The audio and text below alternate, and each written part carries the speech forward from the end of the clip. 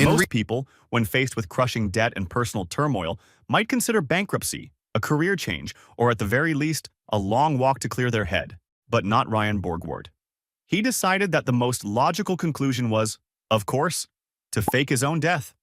A plan so poorly executed that it somehow managed to be equal parts tragic and completely absurd.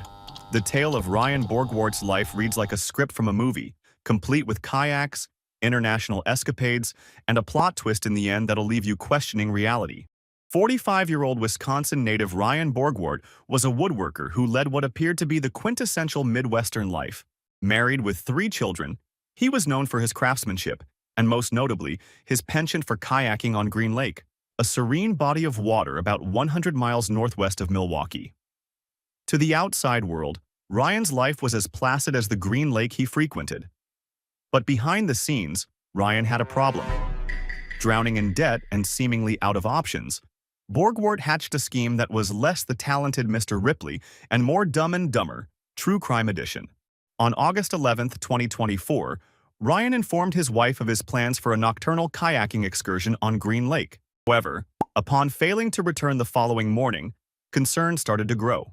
His car and trailer were discovered near Dodge Memorial Park, and soon after, his overturned kayak, fishing rod, wallet, keys, and license were found adrift. Rescue teams scoured the river, media outlets reported on the tragic accident, and Borgwardt's family prepared for the worst. There was no accident. Borgwardt had simply paddled to shore, ditched the kayak, and vanished. Though vanished might be too generous a term, given he didn't exactly go full ghost protocol. He ended his own memorial service in disguise, which is either a bold power move or the saddest attempt at method acting ever. As the investigation unfolded, peculiar details emerged that flipped the case right on its head. In January of 2024, Ryan had taken out a $375,000 life insurance policy. That, in hindsight, seemed less about securing his family's future and more like setting the stage for an elaborate disappearing act.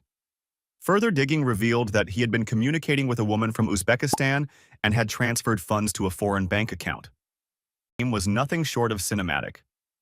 He stashed an electric bike near the boat launch, paddled his kayak into the lake with a child-sized inflatable boat in tow, and then orchestrated his own drowning by overturning the kayak and discarding his phone into the water.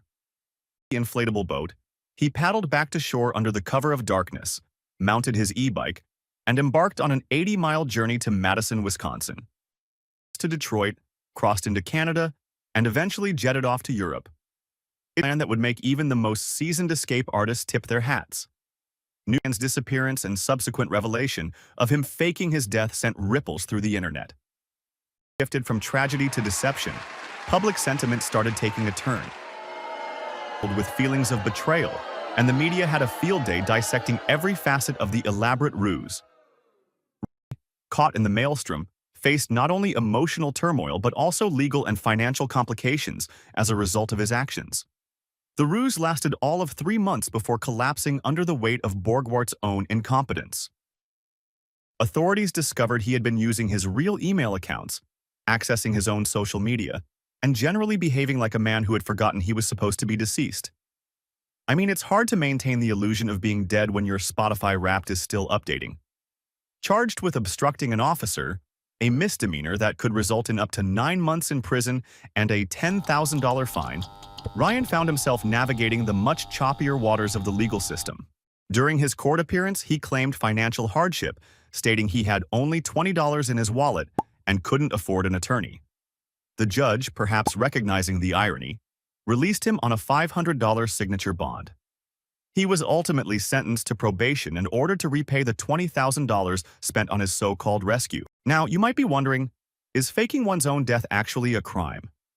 The act of pseudocide, and yes, that's the term, isn't inherently illegal. However, more often than not, it's accompanied by fraudulent activities such as insurance fraud, tax evasion, or avoiding prosecution, acts which, in case you weren't aware, are illegal. Borgwardt's story serves as a cautionary tale for anyone who thinks faking their death is a viable exit strategy. Not only did he fail spectacularly, but he also managed to turn himself into a local legend for all the wrong reasons.